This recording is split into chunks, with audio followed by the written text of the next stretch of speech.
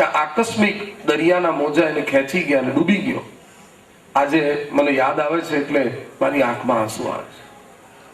મારી એવી ઈચ્છા છે કે મારો પુત્ર મને પાછો લાવી આપો. તમે તો સાક્ષાત ભગવાન છો. કૃષ્ણ બળદેવ તરત પ્રભાસ ગયા અને પ્રભાસના દરિયામાં ડૂબકી લગાવી. ત્યાં એક રાક્ષસ તરતો હતો, એનું પેટ ચીર્યું, એમાંથી એક શંખ નીકળ્યો, એ પ્રાપ્ત કર્યો. રાક્ષસનું નામ છે પંચજન અને શંખનું નામ છે પાંચજન્ય. અને ત્યાંથી આ બાળકનું પગેરું શોધતા શોધતા યમલોક પહોંચ્યા અને યમ રાજાને મળીને કહ્યું. એટલે યમ રાજાએ એ ગુરુપુત્ર જીવતો લાવીને હાજર કર્યો. ગુરુ પત્ની પાસે લાવ્યા અને ગુરુ પત્નીએ અંતરના આશીર્વાદ આપતા કહ્યું, કનૈયા જબ તક સૂરજ ચાંદ રહેગા તબ તક તેરા જગત में નામ રહે. આખું જગત તને યાદ કરશે. લક્ષ્મી કાયમ તારા ચરણમાં રહેશે, સરસ્વતી કાયમ તારી વાણીમાં રહેશે અને તારો સર્વત્ર સદાકાળ જય જય. ભગવાન સુદામાને બેટા આપણી આ મિત્રતાને નિભાવજે અને કોક દિવસ ભવિષ્યમાં તું મારે ઘેર છૂટા પડે. ભગવાન આવે મથુરા, સુદામો ગયો પોરબંદર, પણ ભગવાનના ચણા ખાઈ ગયેલો એટલે વિધાતા એના કપાળમાં લખી દીધેલું શ્રી ક્ષય, લક્ષ્મીનો ક્ષય. હવે તારે ચણા ખાક્યા કરવા. ભગવાને 16,108 પટરાણીજી સાથે લગ્ન કર્યા. સુદામાએ સુશીલા નામની એક સુશીલ સ્ત્રી સાથે લગ્ન કર્યા. સુદામાની પત્નીનું નામ ક્યાંય ભાગવતમાં નથી લખ્યું. સુદામા માટે પણ એમ લખ્યું છે, કૃષ્ણ સ્યાસિત સખા કશ્ચિત બ્રાહ્મણો બ્રહ્મવિત્તમ વિરક્ત ઇન્દ્રિયાર્થેષુ પ્રશાંતાત્મા જીતેન્દ્રિય. 4 વેદ અને 6 શાસ્ત્રનો પ્રકાંડ પંડિત એટલે સુદામા પોરબંદરનો. ભણી ગણીને ઘેર ગયો, સુશીલા સાથે પરણ્યો, પણ એને જીવનમાં એક પ્રતિજ્ઞા લીધી કે હું અયાચક વ્રત પાડીશ. અયાચક વ્રતનો એવો નિયમ છે, કોઈની સામે હાથ લાંબો કરવાનો નહીં. ઈશ્વર ઈચ્છા બલી હસી, ભગવાનની ઈચ્છાથી જે મળે એ સ્વીકારી લેવાનું અને આજે જે ભિક્ષામાં મળ્યું એનું કાલ માટે કોઈ રાખવાનું નહીં. જેમ દશામાનો પ્રસાદ સાંજે સૂરજ આત્મે પહેલા વિસર્જન થઈ જાય, એમ આજે જે ભિક્ષામાં મળ્યું એ કદાચ 15 દિવસનું મહિનાનું સીધું મળ્યું હોય તો એ સૂરજ આત્મે પહેલા સમાપ્ત કરી દેવાનું. હવે આ નિયમ તો બહુ અઘરો કહેવાય. હવે એમાં તો પછી ઉપવાસ જ ખેંચવો પડે ને બીજા દિવસે. એટલે કેટલી વાર ઉપવાસ કરે છે. ઝૂંપડી જેવું ઘર છે, નથી પહેરવા માટે પૂરતા વસ્ત્ર, નથી જમવા માટે અન્ન, નથી ઘરમાં કોઈ જાતની સુખ સગવડ. પણ સુશીલા એક સંસ્કારી સ્ત્રી છે કે દુઃખમાં પણ સુદામાનો સાથ નિભાવે છે. સુદામો કર્મકાંડ નથી કરતો, કથા વાર્તા બહાર કરવા નથી જતો. એ તો કથા કરવી હોય તો પોતાની ઝૂંપડીમાં જ કરે છે. સુદામો બને છે વક્તા અને સુશીલા બને છે શ્રોતા. કારણ કે સુદામાએ મનમાં એવું નક્કી કર્યું છે કે મને પ્રાપ્ત થયેલી વિદ્યાનું ફળ કેવળ પૈસો નથી, મારો પરમાત્મા. માટે હું જ્ઞાન વિક્રય નહીં કરું. એટલે પોતે કથા કરે ને સુશીલા પ્રેમથી સાંભળે, નહીતર ઘરમાં ભૂખ્યા પેટે કોઈને કથા ગમે. અને કોઈ પોતાના જ ઘરમાં કથા કરે તો ઘરના લોકો કેટલા દિવસ સાંભળે. પણ સુશીલા આદરપૂર્વક સાંભળવા બેસે છે. પતિર બ્રહ્મા પતિર વિષ્ણુ પતિર દેવો મહેશ્વર પતિર સાક્ષાત પરબ્રહ્મ તસ્મૈ શ્રી પતયે નમઃ. સુશીલાના હોઠ ઉપર સુખોની યાદ કે દુઃખોની ફરિયાદ નથી. પ્રાપ્ત સ્થિતિમાં સંતોષ છે અને અંગ ઉપર એક જ સાડી પહેરે છે. સ્નાન કરે તો એ જ સાડી પલાળે. સ્નાન કર્યા પછી દિલ પણ એનાથી લૂછે. અને એ સાડીમાં એટલા બધા થીંગડા છે કે મૂળ પોત કયું છે એ કોઈ કહી ના શકે. સુદામો 2 ઉપવાસ કરે તો સુશીલા 4 કરે. સુખમાં તો સૌ સાથ આપે. ધીરજ ધર્મ મિત્ર અરુ નારી આપદ કાલ પરખી હજાય. આવી પરિસ્થિતિમાં બાળકો થયા. નાના નાના બાળકો ભૂખને લીધે કલ્પાંત કરે છે. ત્યારે સુશીલાનું હૃદય દ્રવી ગયું છે. એણે પોતાના સ્વામીને કહ્યું છે કે હું આપને કોઈ દિવસ કોઈ પ્રવૃત્તિ કરવા માટે દબાણ નથી કરતી અને ઘરમાં જે સ્થિતિ છે એમાં મને સંતોષ છે. આપના ચરણમાં મારું સ્વર્ગ છે. પરંતુ આ નાના નાના બાળકોના કલ્પાંત મારાથી જોવાતા. જે બાળકોને જન્મ આપ્યા પછી આપણે 2 ટંક પૂરતું જમવા ના આપી શકીએ, એના મા બાપ બનવું આપણા માટે ધૂળ છે. આપણા નસીબમાં હોય તો આપણે ભોગવી લઈએ, પણ આવા નાના ભૂલકાઓને આપણા પ્રારબ્ધ યજ્ઞમાં હોમવાનો આપણને કોઈ રાઈટ નથી.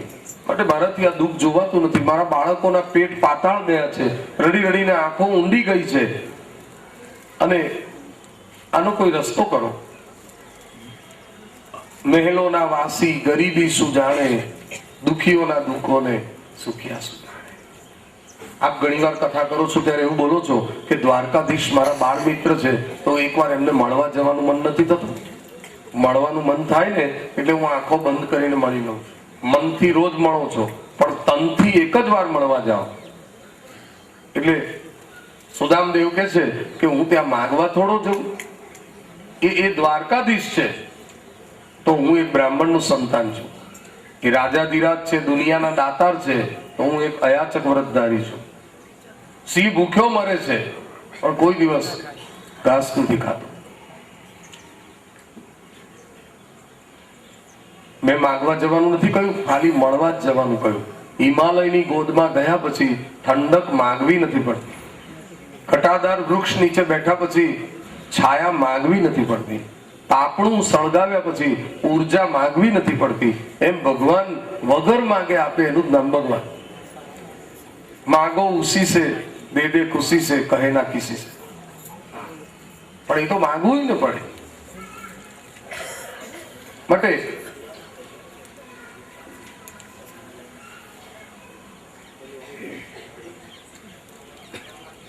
આપ જાઓ, તનથી મળવા જાઓ એકવાર, બસ માગશો નહીં. મારા સ્વામી દ્વારકા જશે અને એમના હાલ હવાલ જોશે, એનું બોડી ફિગર જોશે, બધું સમજાઈ જશે.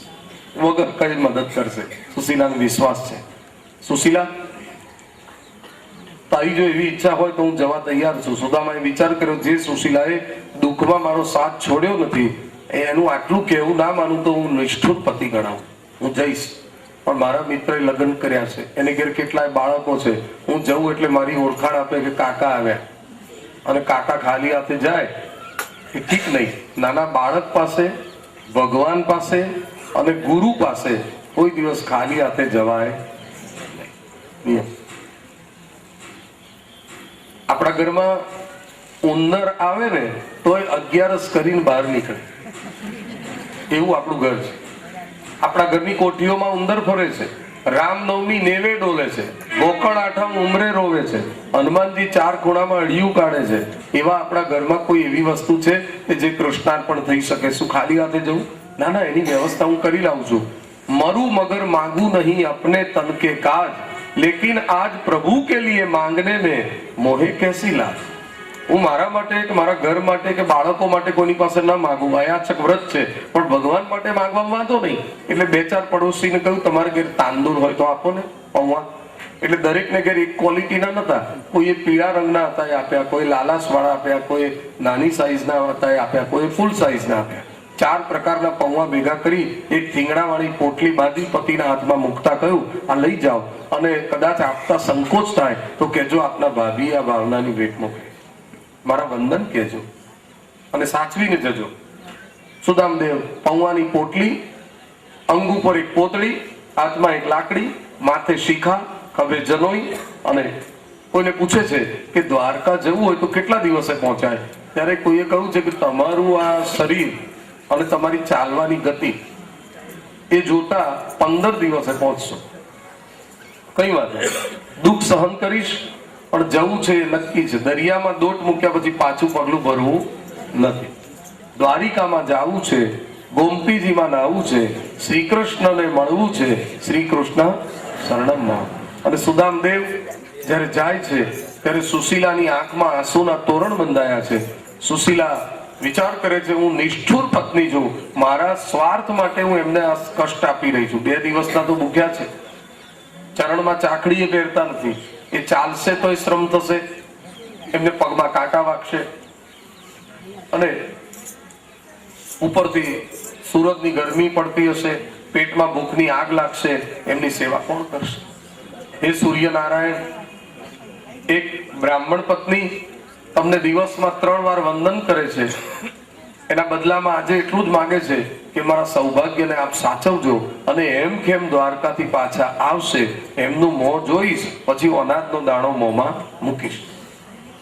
આવી પ્રાર્થના કરી છે. અને સુદામદેવે ચાલવાનું ચાલુ કર્યું છે. 2-4 ખેતર જેટલું ચાલ્યા છે અને ત્યાં જ પેટમાં ભૂખની આગ લાગી છે. એક ઝાડ નીચે બેસી પડ્યા. હવે જો આ તાંદુલની પોટલી છોડીને 2 મુઠ્ઠી મોંમાં નહીં ઓરું તો મારી આગળ જવાની કોઈ ભૂમિકા નથી. પોટલી છોડવા ગયા ત્યાં એમનો અંતરાત્મા કહેવા લાગ્યો કે નાનો હતો ત્યારે કનૈયાના ભાગના ચણા ખાઈ ગયો તો એ કે બીજો? એનું તો તું આ પ્રારબ્ધ ભોગવે છે, અને હજી તું બીજું પ્રારબ્ધ શા માટે ઊભું કરે છે? આ પૌવાની પોટલીમાંથી ઘરમાં રડતા અને ભૂખ્યા બાળકોને સુશીલાએ એક દાણો પણ આપ્યો નથી.